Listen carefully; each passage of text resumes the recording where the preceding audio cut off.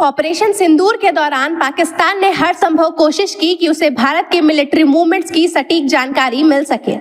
इसके लिए उसने कई जगह हाथ पैर भी मारे, यहाँ तक कि जर्मनी के बर्लिन में मौजूद एक कंपनी से सैटेलाइट तस्वीरों का करार भी कर लिया।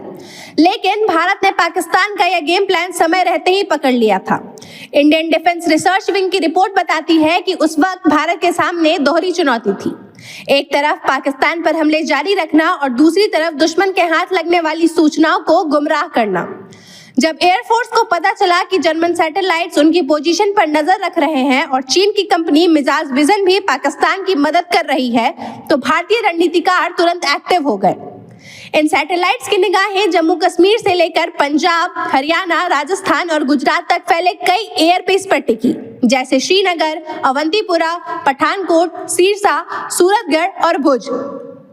लेकिन इन्हें यह बिल्कुल अंदाजा नहीं था कि इसरो लगातार उनकी मूवमेंट्स को ट्रैक कर रहा है।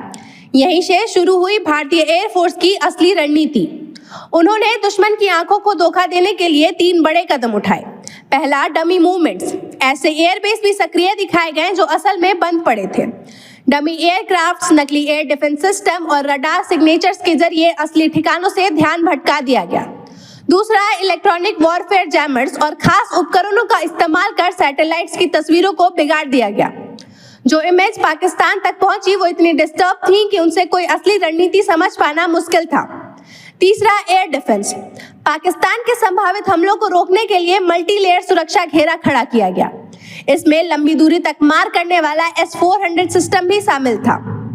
साथ ही बराक 8 और आकाश जैसे भरोसेमंद हथियार भी तैनात किए गए।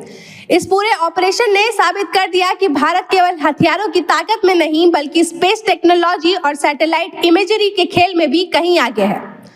इसरो के रिजॉर्ट और कॉर्डसेट जैसे सैटेलाइट्स ने जमीनी हालात की जानकारी जुटाने में महत्वपूर्ण भूमिका निभाई।